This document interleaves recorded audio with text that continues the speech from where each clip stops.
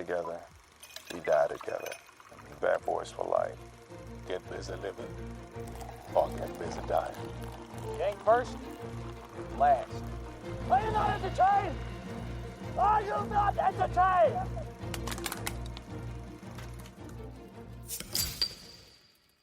Welcome to Brews and Reviews with Mick and Pat. I'm Mick. And I'm Pat. And each week we sit down with you degenerates to pretend we're certified cicerones and cinephiles. That is right. So grab a cold one and join us as we review Jiant Hard Kombucha's Taco Tuesday and give our thoughts on episode 5 of the HBO Max series, The Last of Us. And if you've been with us before, you know what time it is.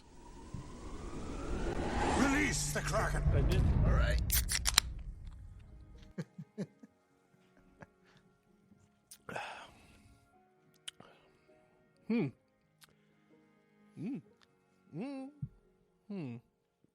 Okay. So, we gave this one the tip. And right off the back, definitely some more pineapple-y than jalapeno. Mm-hmm.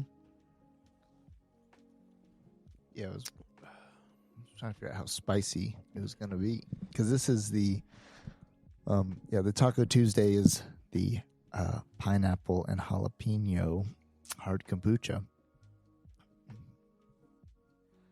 This on the can here, it's a little pink can. I feel like if you were gonna like paint a little girl's room, I'd almost say it's pastel purple. I I don't even think I'd say it's pink. think you're right. It's a little more purpley. Like it looks like a little girl's room. Is what this can looks like. It does. The Jiant, spelled with a J, I like to call it Jiant Hard Kombucha. It's definitely Jiant. Though. Yeah. Like, let's be real. Definitely Jiant. Yeah, on the can it says, spelled wrong, but tastes right. 5% by alcoholic volume. Taco Tuesday, pineapple and jalapeno, brewed with green tea. Some ingredients in this thing. They've got organic June kombucha, which we learned last week. June kombucha made with green tea. Yep. Whereas kombucha is made with black tea. Yeah. We're learning. And yeah, we're getting there. Got purified water, organic honey. Oh, that was the other thing was it's green tea and honey. Yeah. And for then June. And then the kombucha's got sugar and black tea. Yep. They have organic pineapple juice, organic cane sugar, organic lime juice, organic jalapeno, and some yeast. What are you thinking? I'm thinking it's interesting how many things they want us to know aren't in here. There's no gluten. It's naturally gluten-free. There's no stevia or erythritol, which I imagine is the chemical compound for fake sweeteners or flavors. And there's no living organisms and no preservatives or sulfites added. Is a plant a living organism? Yes. There's no plants in here alive right now. They've all they're no longer living. Yeah, my burger's no longer alive. My burger's not a living organism, bro. It's just... Yeah, but this would be like if something ate your burger and converted it to gas, and then the gas is what you were eating. You know what I mean?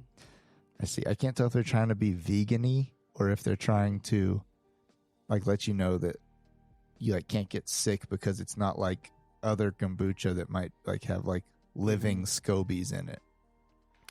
I will say this. I think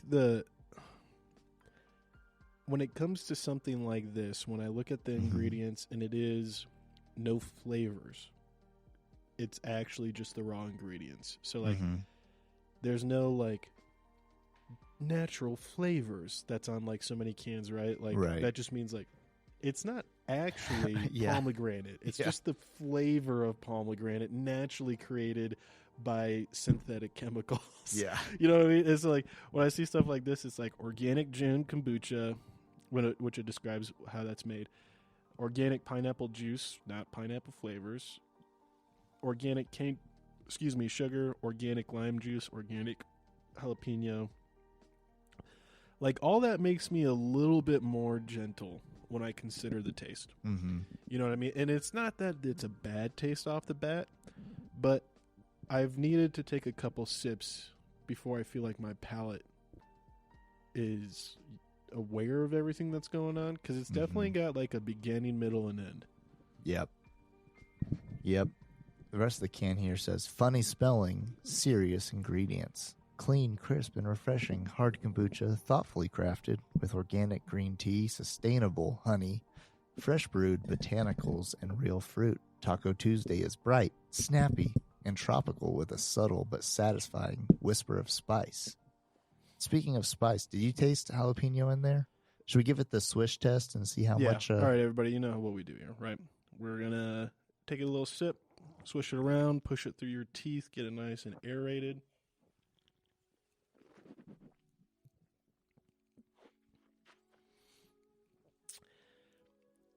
This may be, like, debatable between you and I.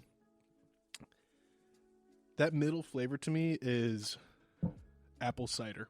Yeah. And the end is pineapple. It tastes like apple. Yeah, it tastes like apple and then pineapple at the end. I don't taste jalapeno.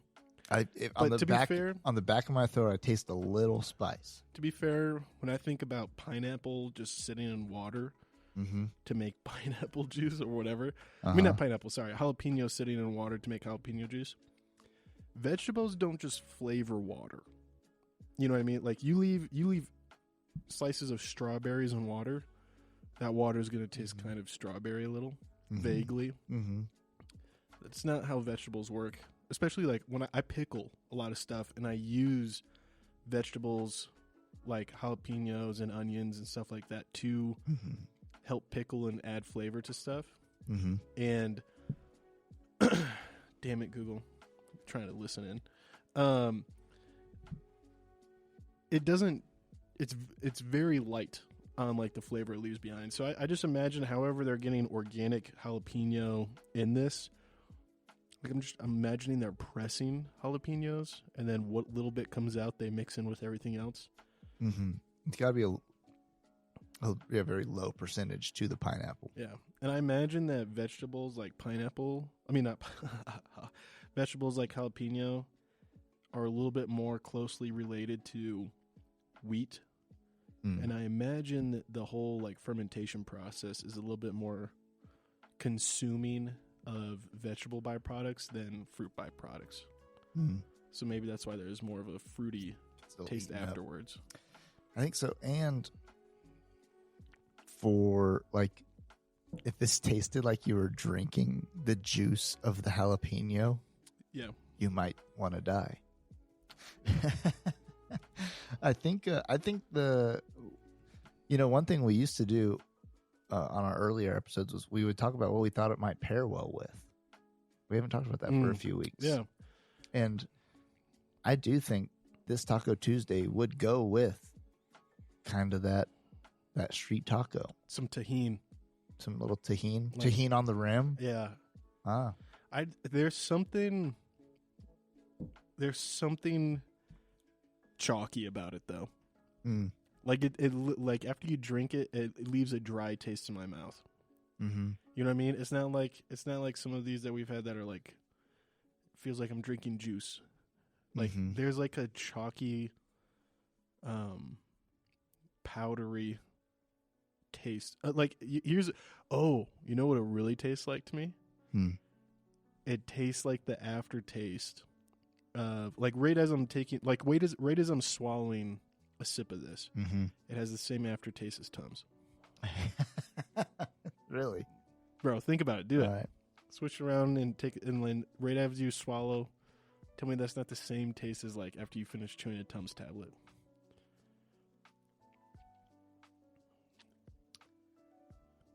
Maybe not taste, but, like, kind of feeling. Yeah. Okay. I'll settle for that. Yeah. Anyways, all that said, 120 calories, natural ingredients, and look, it's not like I'm going to dunk on the other guys for not having natural ingredients. You know what I mean? Yeah. It's never been like a beers come in here, or anything, and I've just been like, well, it's not natural flavors, Mhm. so, or it's not natural Yeah. juices, it's natural Mhm. flavors, whatever. Like, but I do give them credit for taking organic stuff and still making it taste this good. Mm-hmm. It could have easily not tasted this good, as Hooch Booch has proven. That's Dude, I just won't forgive Hooch Booch for how spoiled that can was. Mm-hmm.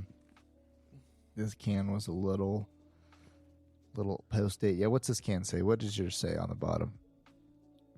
Dude, packaged on November 9th, 2021. So this is older than the Hooch Booch, and it still tastes better. Mine said, yep, same November 2021. How long do these things sit on the shelf, bro? Hey, It's 2023. yeah, apparently no one's buying hard kombucha. But after here's I'm just saying, Uh-huh. after The Last of Us and after our podcast review, pairing a very fungy Mm-hmm. beverage with a fungy show, Yep. people are gonna have a fungy, desire. This is true.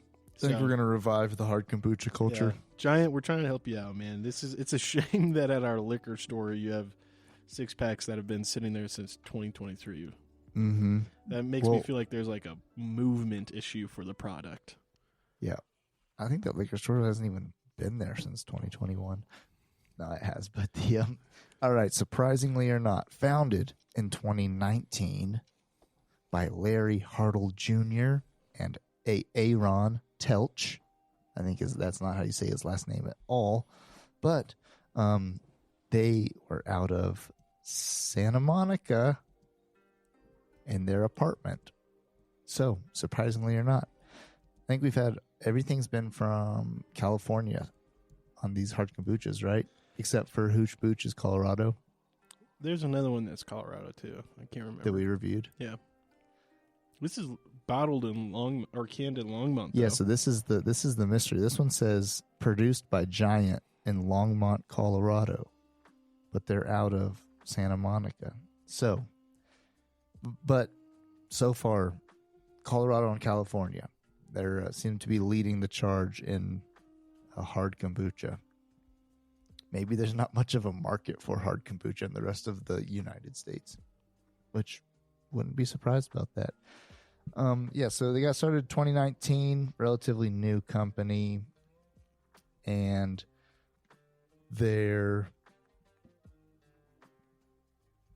values, they keep it real or keep it moving. Number one. Number two, they work hard. Wait, that's one of their values is Yeah. keeping it real or keeping it moving, Yeah, they keep it real or keep it moving.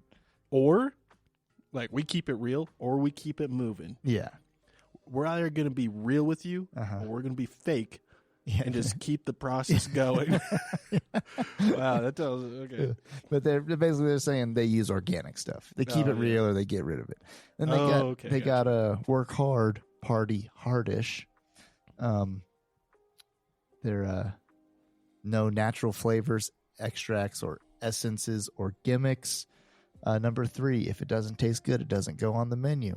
Which I could appreciate that. Don't force it. So they are 2019. They're coming up on a 4-year-old company, 3 to 4-year-old company out there, changing the world one hard kombucha at a time. They also offer hard tea. So that is Jiant hard kombucha.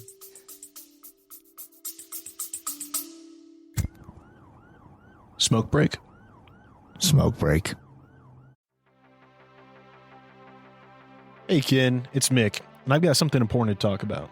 We all hope we never find ourselves in a self-defense situation, but life's unpredictable. Enter the National Self-Protection Plan from Attorneys on Retainer, an actual credible law firm you can put on retainer for your self-defense needs. For just $35 a month, you get national coverage in all 50 states for criminal and civil legal representation in self-defense situations, complete with a 24/7, 365 toll-free emergency line. That's real legal support when you need it most. What's in the package? Bail bonds, scene cleanup, firearm replacement, even mental health counseling. Plus, 0 fees for a laundry list of defense-related costs like expert witnesses. So support the show and get yourself some peace of mind. Click the link in our show notes or visit our sponsors page to sign up for the National Self-Protection Plan from Attorneys on Retainer. Hey folks, Pat here. If you're like Mick and I, you're a fan of classic tales like Lonesome Dove, Blood Meridian, The Three-Body Problem, and Steinbeck's East of Eden. With Audible, you can dive into these epic stories anytime, anywhere. Sign up for a free month, and your first audiobook is on the house. To start your free trial and support our show, click the link in the show notes or swing by the sponsors page on our website. Want an awesome website for your podcast? Check out Podpage. We use it for the Mick Pat show, and it's a game changer. Set it up in minutes, no coding needed. Support the show by using our link to get started. Your podcast deserves a home as great as ours. Podpage, the one-stop solution.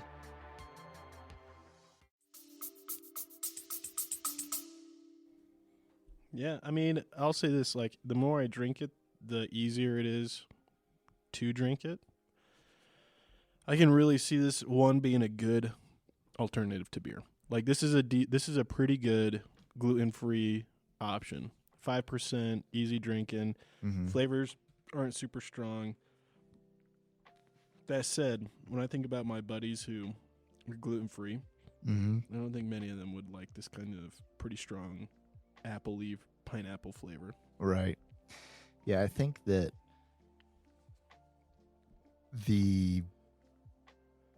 this week they aren't copying a cocktail.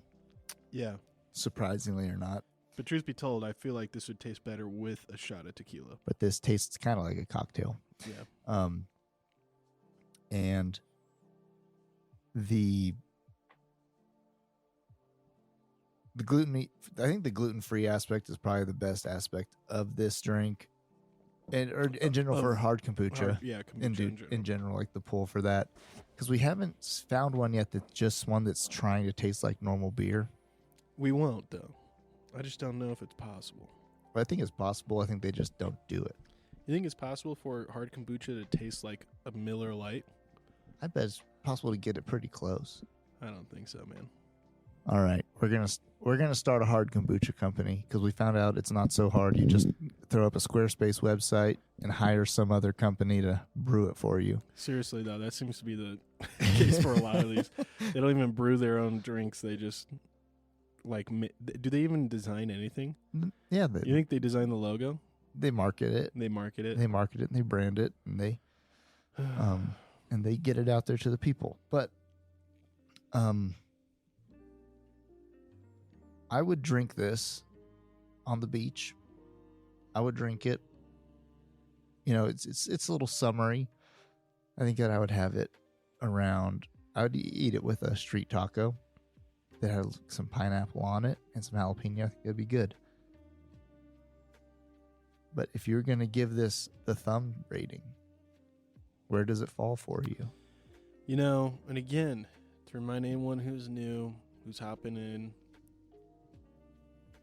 when we give our thumb ratings, 1 thumbs up means like I'd recommend just about anybody to try this. Like if this was someone's first beer, if this was someone's first hard kombucha, the first sour beer, first ale, whatever, I'd say, hey, that's a good one. Hop in on it. 2 thumbs up means like this is in my top 10 beers, maybe top 5. Like I don't think there's anything I've given 2 thumbs up to. No. And so when I say this gets a no thumbs up for me, that just means it's good. I enjoy it. It's not awful. It's not something that I'm gonna go out waving a flag for, and it's probably not the thing that I'd be like that. That's the one you should have as your first time. Yeah. And so with that said, no thumbs up from me. It's good. I like the taste, especially as I've gone past halfway in the can. And I'll say this too. I'm on a very full stomach right now. I had a big dinner. It's enjoyable. It's not making me not want to drink anymore. So no thumbs up. It's not bad, but it's not what I'm going to say should be your first hard kombucha. I would label it an easy drinking kombucha, but definitely a unique flavor that I don't think will be for everybody. I'm going to give this one a 0 thumbs as well. Okay. You know, not enough to push you over to the 1 thumb? No, I mean, you said it's your second it might be your second favorite out of the ones we've had. out of the ones we've had, but I mean, we're pulling from a pot of things that are like just they are what they are. It's like I think I'm gonna give it 0 thumbs up because I think that It's like kind of just like lots of IPAs out there. Once we get like as we keep going forward, when we get into the IPA world, like there's gonna be a lot of 0 thumbs up on the IPA world. You know, because you can find it again and again and again. Not much unique about it, but here's the deal. It's not memorable, but I would drink it with a taco. You know what? 0 thumbs up. I feel very similar to you about hard kombuchas overall. It's like your favorite players in the WNBA. Oh no. Your favorite one you know the name of. I only know one name. Exactly. Her name's Bootscraft. Brittany Griner. Dude. There's no actually so it's like you're the players actually hard kombucha has been a lot like the players I know in the WNBA. Mm-hmm. My favorite one I know the name of and I enjoy. Mm-hmm. Everything after that is kind of foggy and they mix together and I can't remember their names. I can kind of just remember descriptions of them. Mm-hmm. And I remember the one I dislike the most. Yeah. The one I despise, the one I love to hate on. Oh, so, man. anyways, dude, side note, one of my favorite, like, small-time comedians, I wish I could remember his name. I've been watching a lot of him on YouTube, but his name slipped in my mind. So, if anyone else remembers who this is, correct us. But he has this bit where he's just roasting the WNBA, and he essentially just is like, yeah, and everyone's getting real pissy because I'm sexist or whatever. But I'll tell you this, the moment someone can name me 7 WNBA players right now, here, without looking up on their phone, I will stop telling this joke. And like everyone was laughing their asses off, and there was like a WNBA player in the crowd. She's like, I play and I can't tell you 7 players. And like, it just was one of the funniest things I've ever seen. Gosh.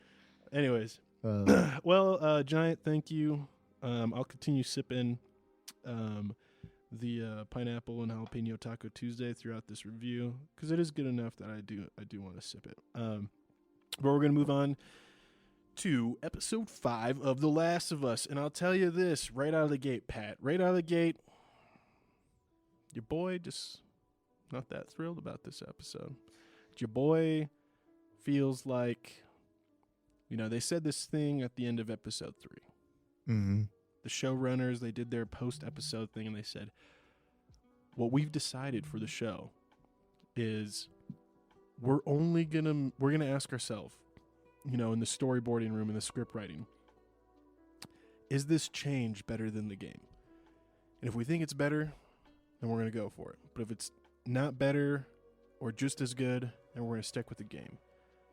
Dude, I tell you what, I think they left it too long in the oven for this little arc compared to the game. I think the game did it better.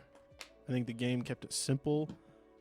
But don't get me wrong, I still think it was good TV. But like right out of the gate, I'm just good. Like this felt like the most not unique, kind of overdone, overcooked arc of the show so far.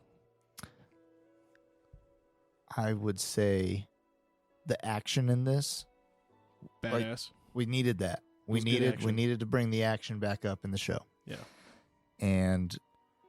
But they did squander. Basically, the last episode was all build up. Was supposed to be all build up to a new story arc. And then all those stories are done. Come to the end. In this episode. And so we can move into spoilers, I think, already. Yeah, yo, folks, guess know. what?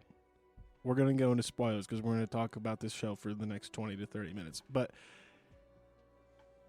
I want to kind of hold my tongue a little bit because I think this little bit, this narrative, was possibly the most memorable one for most people who played the game. Like this, in the game, this story arc was probably the one that hurt the most. And yeah, I think in the show, see that. And it was in the show. It only lasted 40 minutes. In the show, I think it's been very overshadowed by the Bill and Frank. Like Bill and Frank was so good and kind of was better than even like this storyline in the game, like this arc in the game. That when it got here, it was like, I think the only thing they could have done to keep it as good as the Bill and Frank one was to keep it original and just like really focus on it. And now, like, I think the changes they made really just kept it in the shadow of Bill and Frank. Because I'm still looking at this, I'm like, man, that was sad, but dude, like that, I don't give nearly as much as I did about Bill and Frank. Right. You know what I mean? No, yeah, because there was a lot of potential for the story of Henry and Sam for them to really become a beloved character, and for Kathleen, right, to become more hated. Yeah. And so I think that they probably should have busted this out into either 2 episodes or ran it a little longer. Well, it kind of was 2 episodes. Episode 4 and episode 5 are essentially part 1, part 2 of an arc. Right. Yep. So I think that they could have, that episode 1, teed it up.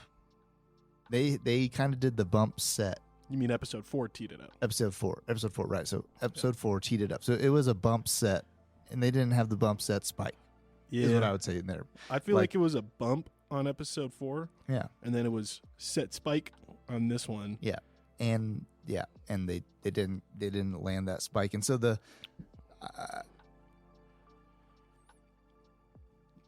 when it comes to the end of these characters' stories, those 2 character stories, I was going to ask, how long are Henry and Sam in the game for? Yeah, like multiple levels, or quite a while, or it builds for a little while. Yeah, let's rip off the Band-Aid here. Yeah, Henry and Sam, they die at the end of the arc here. They die at the end of the arc in the video game. Very similar, and I will say this: the thing the show did improve is that scene where Henry essentially stops Joel from taking action at gunpoint to kill infected Sam.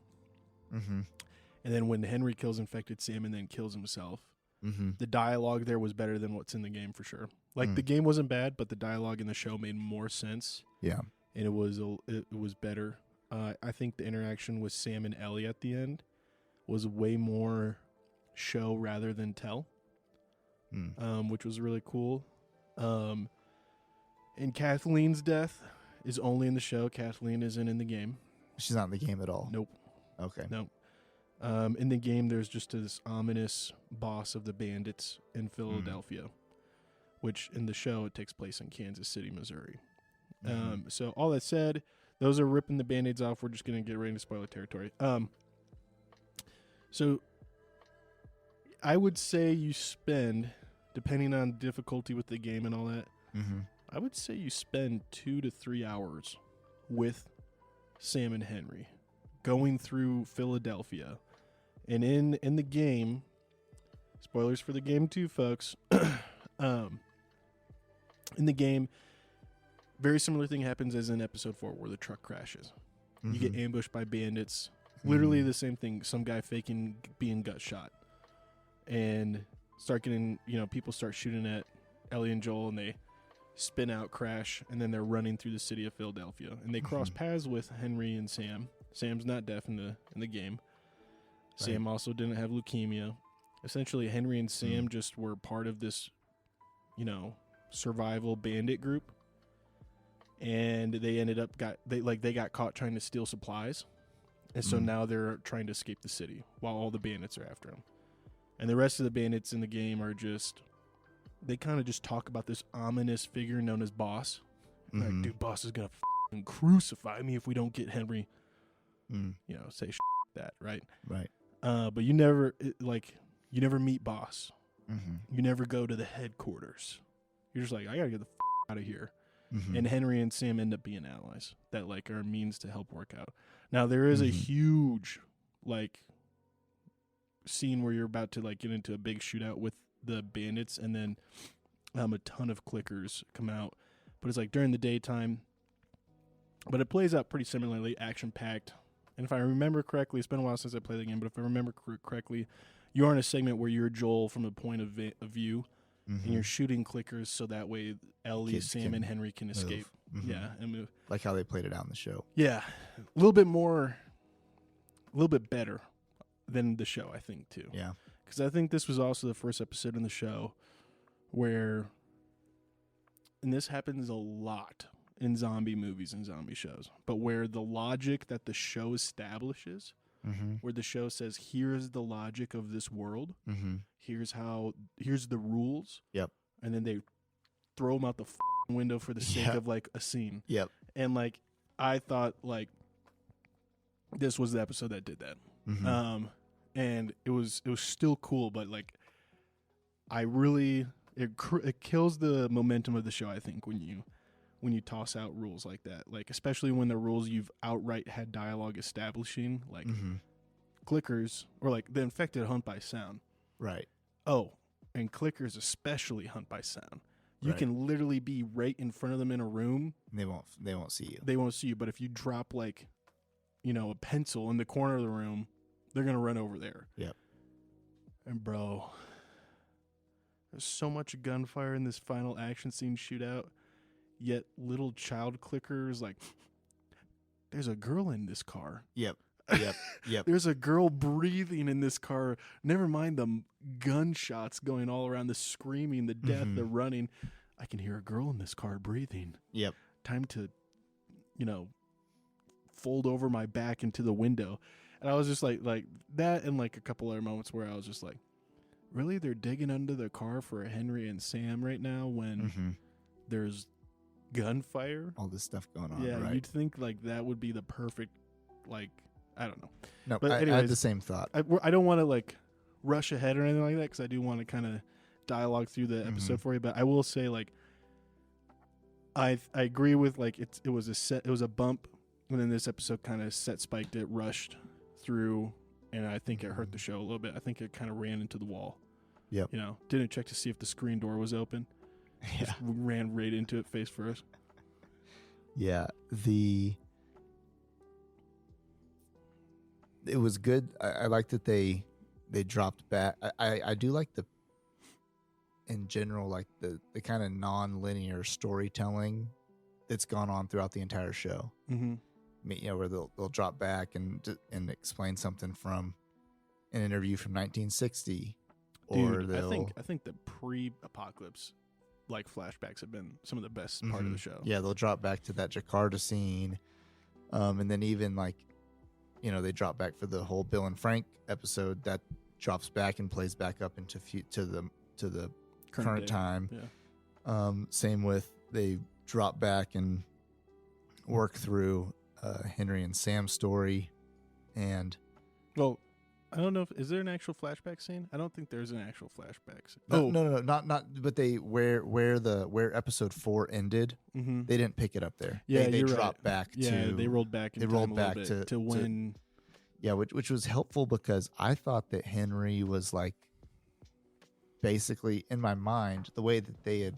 Also, here's what I think they kind of why it felt like it ran out so fast too, is like Henry was this like ultimate bad guy to Kathleen, her arch nemesis.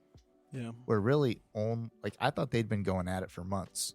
I thought they'd been going at it for a long. Would have been fucking badass. Yeah, in the game, he has a gang with him, or like he had some more people, or he was a leader of like the other faction thing. But actually, it was only 10 days ago, he had started running from her. Yeah, I like Henry in the game is a badass. Like Henry in the game is like I'll eat you if we have to, kind of like he's an insanely hard driven guy. He's Joel, but just a brother instead of a father. And in the show, he's a bitch, dude. Like when he's like, the most violent thing I've ever done in my life was point that empty gun at your head. I was like, how the f*** are you alive? Yeah. Because that's the most violent thing you've done. How'd you stay alive? Yeah, when it came down to it, he had to be a rat, in some aspects. And that right there, though, the rat thing about like ratting out someone to protect your loved ones, I think thematically that lines up. And I think you'll see later on, like, not necessarily the ratting part, but just like the irrationality of like, this one person's life is more important than someone else's. Like that, I think you'll see later on is more thematic with the show. But like in the context it's given here, I don't know. It's not very well executed, I feel like. Because at the time, Kathleen's just rambling, like, you think he's more important than someone else's mother? Right. Someone else's kid? Mm-hmm. And then it's like, well, yeah. Yeah, because he's my brother. Yeah, we exist in this world where Yeah. where it's like dog eat dog. Oh, wow. Gosh, should we kiss? Gosh. Dude, but like I honestly think the best thing they could have done Mm-hmm. was episode 4 immediately from the moment that we see Joel and Ellie like, we got to get out of here. Mm-hmm. Like, there's going to be more of these people coming after us. Truck's wasted. Mm-hmm. They run into Henry and Sam within like the first 5 minutes. Mm-hmm. And then we spend all of episode 4 getting to know Henry and Sam and Joel and Ellie being a team against Right. these bandits, against these infected. Yes, it means we're scrubbing some of Kathleen's character. Mm-hmm. Most of it in her backstory. I don't care. I Mm-hmm. kind of think that, honestly, they should have just scrubbed Kathleen as a whole. Or left her more mysterious. But here's the thing. She's too big of an actress Mm. to only give like 5 minutes on screen. Yep. I think Perry should have been the leader of the group. And I think it would have been more powerful if the only time we hear like why these people are after Henry Mm-hmm. and Sam is like something pretty grim. So like, imagine this. I'm gonna set up the scene, okay? I'm Mm-hmm. gonna paint you, and then you give me your thoughts afterwards. Mhm. Right? Episode 4, the bandits are kind of no-name guys, no backstory. We're just told after Joel and Ellie run into Henry and Sam, Henry's like, yeah, we used to be a part of their group, but man, they just started really doing some up shit. And I realized, they were gonna turn on Sam eventually because he's a deaf kid. Mhm. They were gonna see him as dead weight. So we got caught when we were trying to steal some supplies to get out of town. Mm-hmm. And like Joel would be like, yeah, okay, I get that, right? Like, Yeah. he is a deaf kid, probably be a burden. And it's not surprising that this group of bandits would see him as dead weight. Mm-hmm. But literally, we just see them. The bandits are just kind of like two-dimensional bad guys that they encounter a little bit, but they encounter infected a lot too. Mm-hmm. But episode 5, where they're trying to leave, same kind of thing happens. Joel encounters like this old man lookout, has this intense encounter with the old man, begging him Mhm. not to do it. And then the bandits arrive. And when the bandits arrive, we see this guy who's the boss. But rather than being like big bad motherfucker, he comes out, he's angry, man, and he's so angry that he's got tears in his eyes. Like And he- angry crying, like a Yeah, kid like at angry recess. crying, yeah, and he's like, and he starts yelling. He's like, Henry, I know you're not alone. I know you got others, outsiders with you, but do they know what you did, Henry? Do they know that you like? And then like it Mm. reveals like That he killed his brother or like something. not even or- just his right. brother, but like he killed his kid. Oh yeah. Like Yeah. he essentially stole some medicine that, Mm. It was one or the other. exactly. Mhm. And like this guy is like, all we know now is that this guy has a serious reason Mm-hmm. to be nonstop hunting Henry throughout the city. Right. And Henry's lied to us the whole time. Mhm. And Joel, who's had his daughter murdered unfairly, right? Unjustly, Mm-hmm. now looks at Henry and's like, dude, you like, you didn't tell me that. Mm-hmm. You didn't tell me that you just decided his kid could die so your little brother could live. Mm-hmm. And then I feel like that would have been much more of a stressful moral dilemma. Maybe we would have Mhm. gone like Joel, really hesitating whether or not to kill a clicker and save Henry. Mm-hmm. It just would have been more Right. tension. Like ratcheted up. letting a clicker like get real close to Henry in the last second. He just Ah, gets him. Yeah. Yeah. Because I don't want Sam to be alone, Mhm. And then the bad guys die. Bad guys get eaten, Mm-hmm. and it's like, yeah, okay, they serve their purpose. They're 2-dimensional, but that one Mhm. had enough of his whole purpose was to reveal to us that Henry's not a good guy. Mm-hmm. And that we just got close to Henry and Sam over 2 hours and 20 minutes over these 2 episodes, Mm-hmm. and now at the end of the episode everyone's kind of having this hesitancy of like, can Mhm. we trust Henry, can we trust Sam? But then there's kind of this discussion that Joel and Henry have at the hotel. Mm-hmm. Joel's like, I understand, you could come with. Henry's like, there's this moment of forgiveness, and we're like, wow, we're gonna see these two work together to kind of redeem themselves for all the awful shit done. Mm-hmm. And then the same thing happens with Sam and Henry, and it's like a gut-wrenching, gutted out, you know, and that would have been, I think, almost the same thing as the video game, but just that extra little bit would have been a good reveal to like have it narratively in the show. But in what they did, I think they robbed us of more time with Henry and Sam, and therefore it made their death and like the loss of them less impactful. Right. I think we should have had a whole nother episode with them. Yeah, it made it pretty passing. And I want to talk about the scene with where Kathleen's talking about her brother. You know, like everybody, like he's Jesus. Yeah, like everybody loved her brother, and he just forgave. And people. he wanted like to forgive, even when he was like caught by Fedra. Yeah. He asked her to forgive Henry. And Henry's kind of Judas. Well, here's the deal. I like, and believe in, and have hope in like the power of forgiveness. And so does like with forgiveness comes redemption. Just like one of the greatest stories ever told. Like if you're going like the Vader route, like redemption route, what modern TV likes to do is tear all that down. So in one way, they're gonna like 2 episodes prior, like lift up and uphold like homosexual relationships. And then like 2 episodes later, like they tear down like the power of forgiveness in one little scene. Now, and I'm not going to like dig into this like fully, but because of this one line from Perry, where Perry's like, "Your brother was a good guy, but like you're the one who actually got something done. Oh, you're the one who got stuff done. Right. You're the one who changed things. Right, like forgiveness isn't where power is.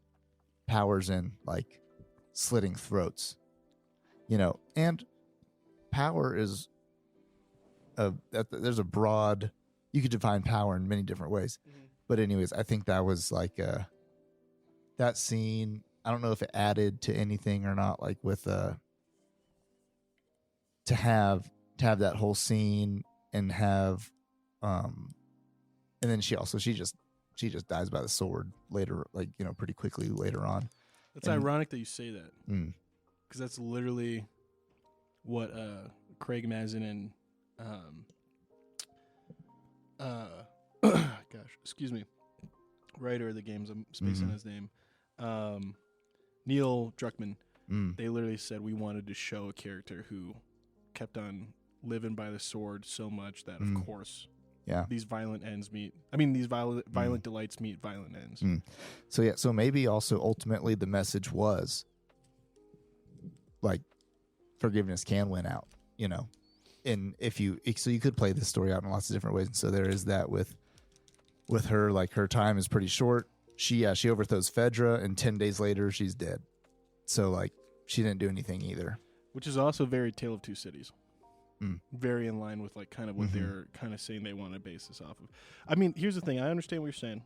Now, it's a very secular show still, like written by a guy who's very like written by a team that's very secular. So like I'm not going to count it against them. Right. That they like, in fact, I gave them credit and I appreciated that, like, you know, their depiction of homosexuality wasn't like overly sexualized. Right. You know, it wasn't gratuity. It was like, hey, these dudes are in love with each other. And it's not about. They showed a genuine relationship. Yeah, it's not about just like hot, sweaty sex. And so like, I give them credit for that. I do agree like with what you're saying there here with like the forgiveness thing, and I think that's why they up. I think that's why it feels overcooked is because if you listen to their interviews, they're like, we wanted to show that violence will not solve anything.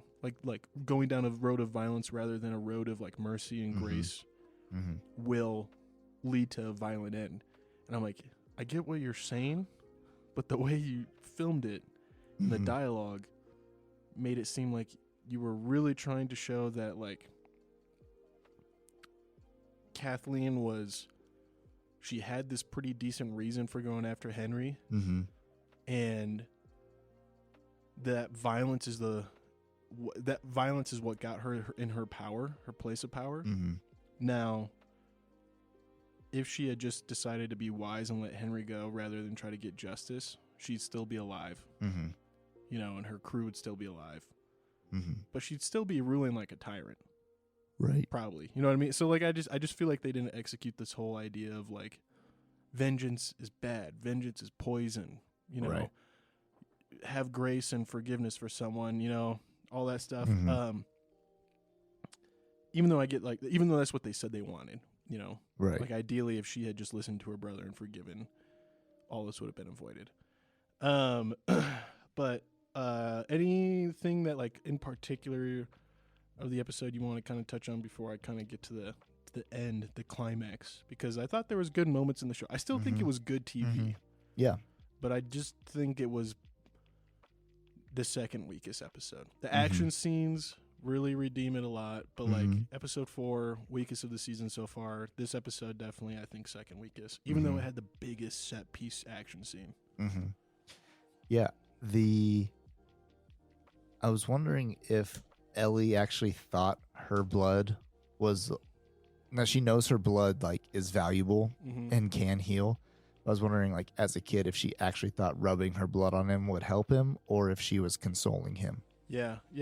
I think from a writing direction, they really wrote it as like Ellie believes that there's a chance.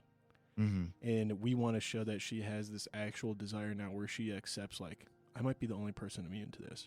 And as the audience, we were kind of like, we didn't know what was going to happen. No. Maybe it would heal him. No, yeah. Well, because she doesn't do that in the video game.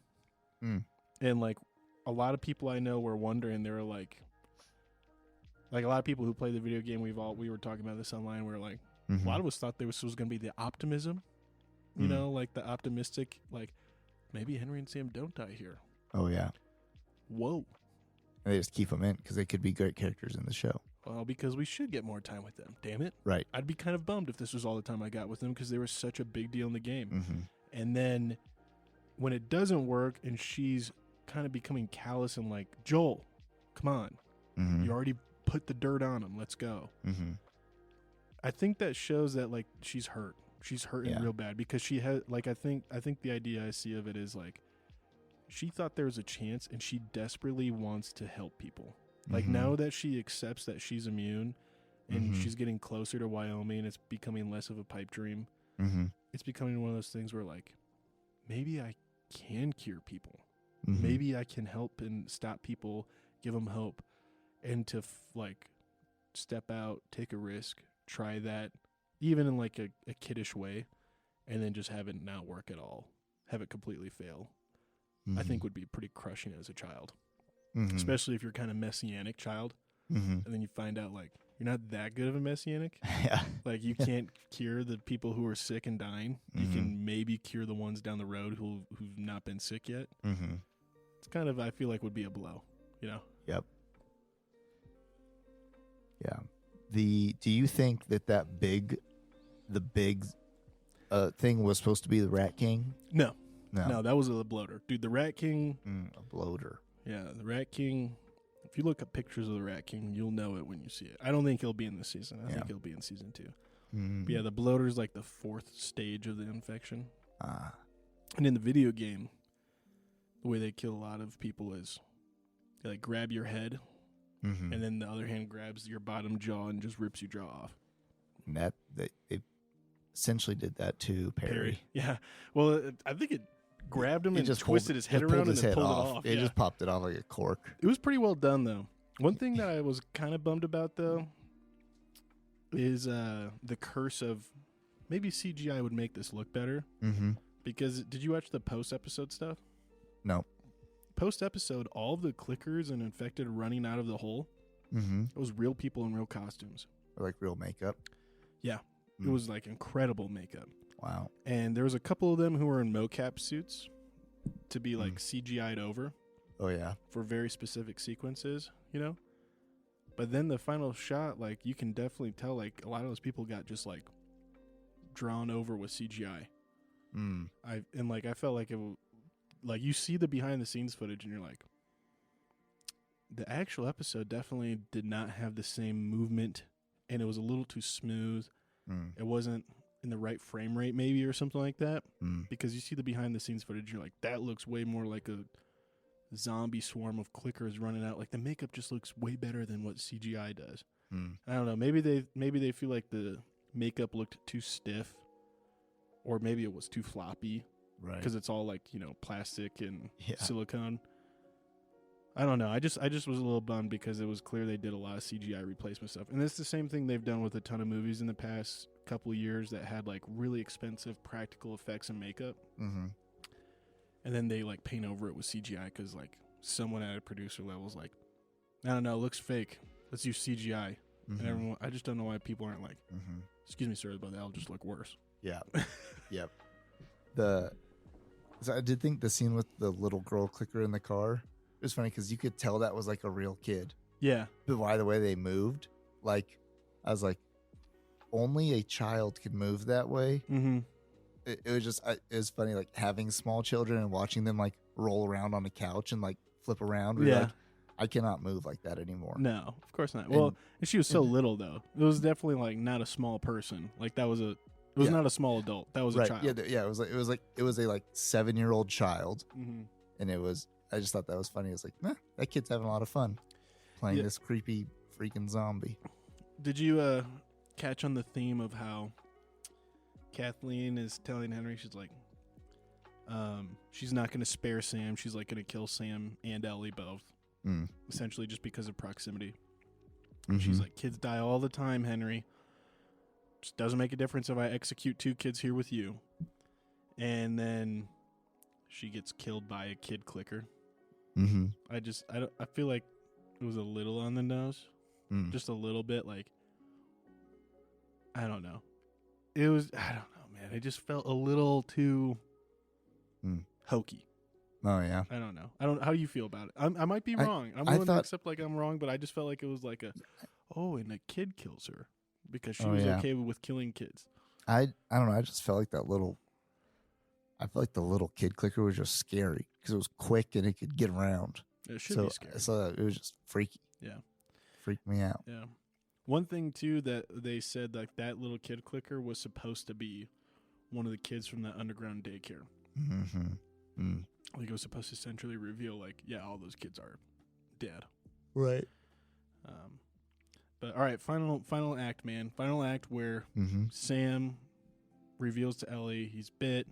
Mm-hmm. They're talking. Henry and Joel are having their heart to heart. They're like, yeah, you know what? Let's work together. Let's do this. 4-man team now. And then it all goes to hell in a handbasket so quick. Mm-hmm. Like, thoughts on that, man? I thought I didn't see it coming that he was going to be, that they were both going to die that fast. Mm-hmm. Like, I thought that we'd have more time with both of them. And so then I didn't see it coming. Was it sudden? Was it kind of like it'd take the air out of you? A little bit. One thing I did think, I was like, in my mind, I was like, they didn't check for like bites after that whole fight scene.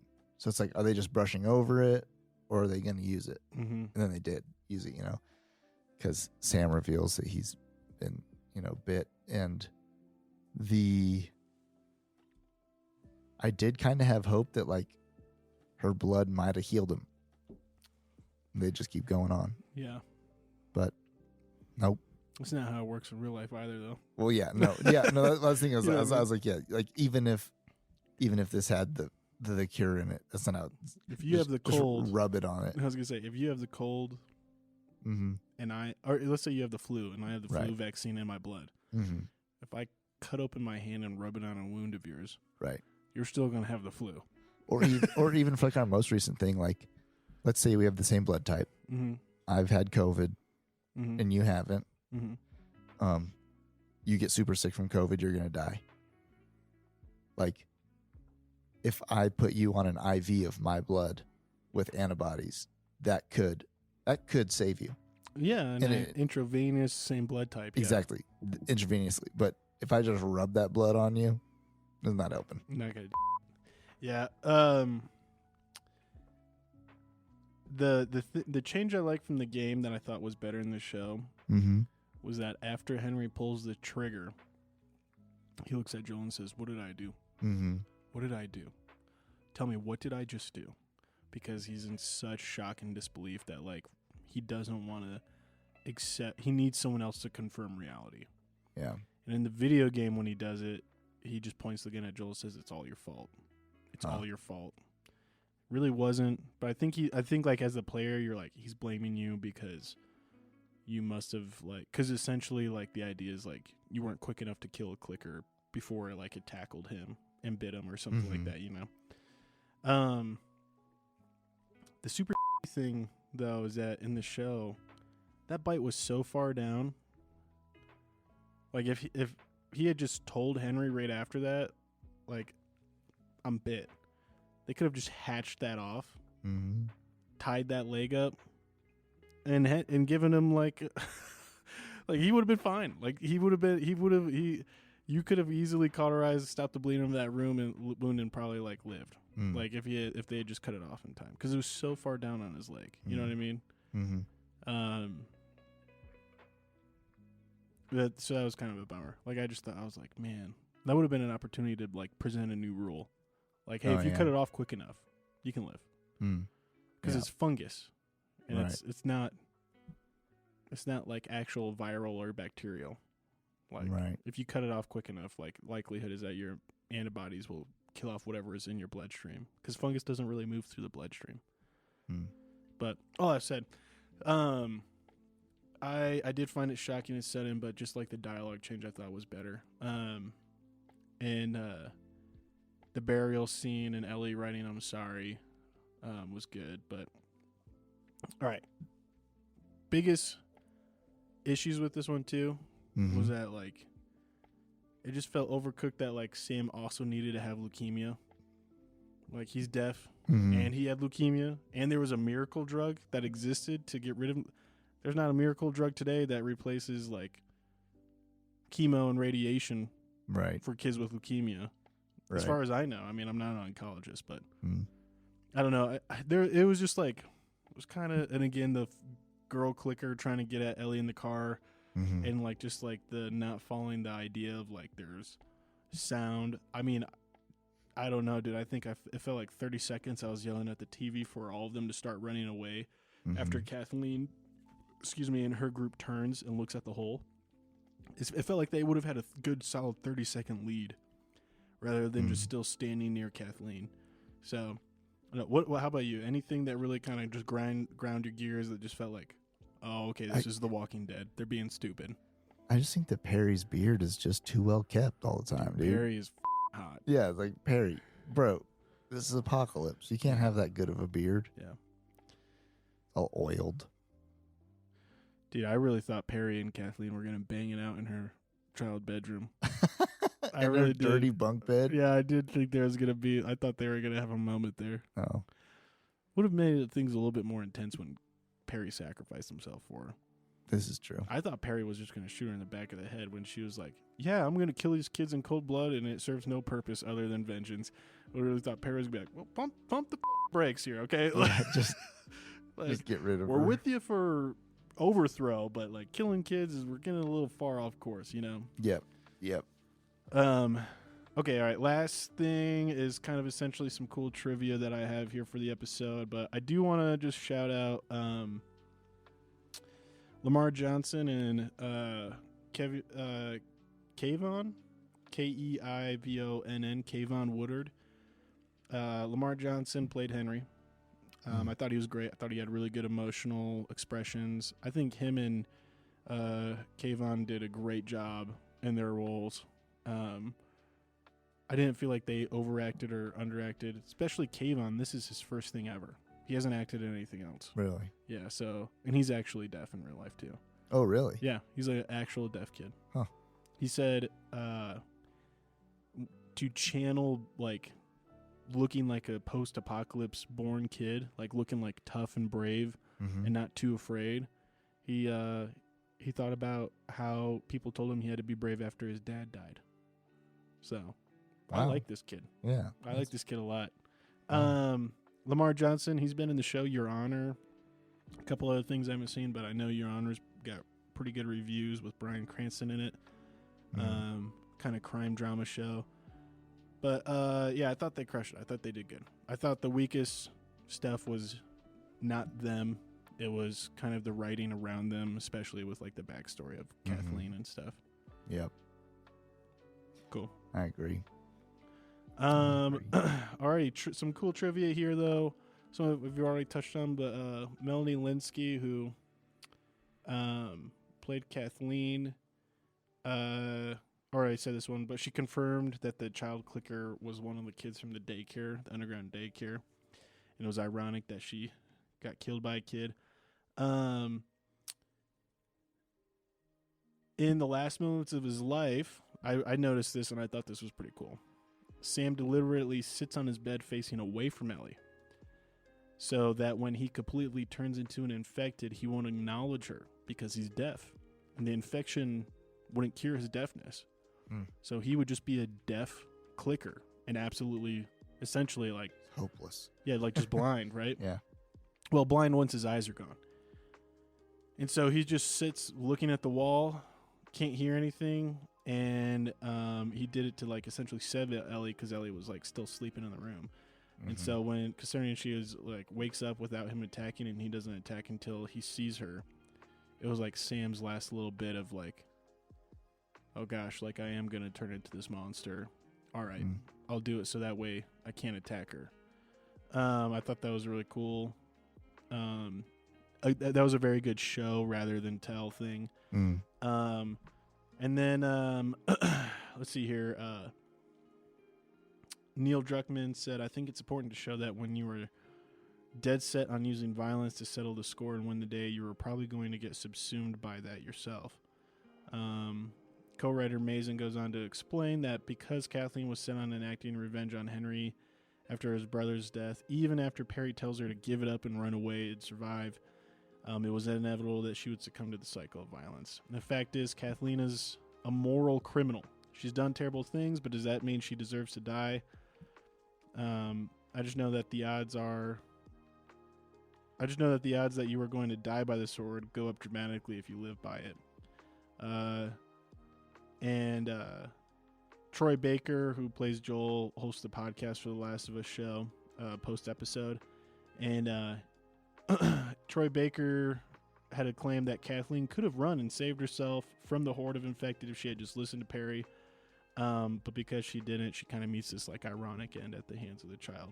So, that said, I am curious to see if, like, her narrative about, like, what is one life worth over another kind of thing becomes a little bit more ingrained in you, you know, as the show goes on and we have a little bit more of a conversation, because I think that is, even though it's not in the games, it's a little bit, like, it is a theme of, like, irrational value of someone's life over your own or over the lives of others. Right.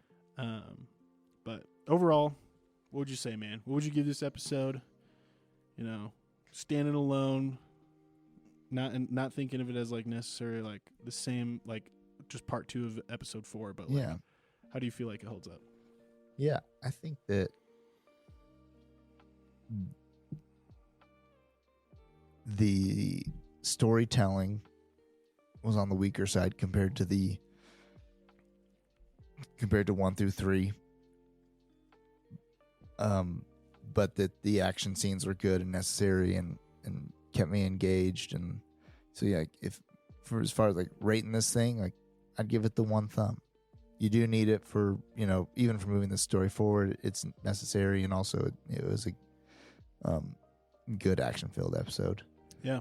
I am also going to give it the 1 thumb, borderline no thumbs. So, like, I'm really balancing on that because I just really believe had the background just been simpler, we would have gotten more action, more fights with bandits and buildings, more sneaking by clickers, and then a big penultimate fight, and rather than as much kind of need for backstory for something that I didn't really think justified it. So I give it a borderline thumb up. Yep, I agree. Cool.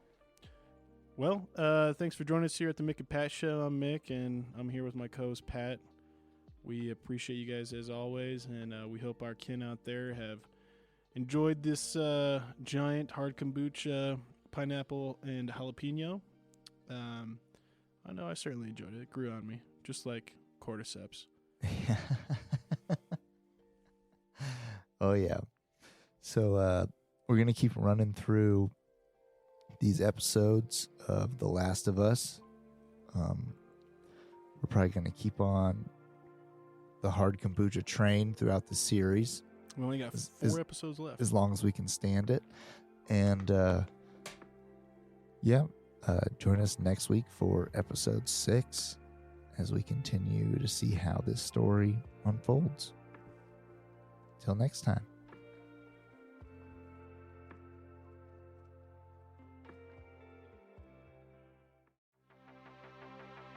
Thanks for tuning in. If you love this episode, drop us a review. If you have qualms or comments, leave us a voicemail on our website. While you're there, check out our latest news, merch, and deals from our sponsors. Till next time, Ken.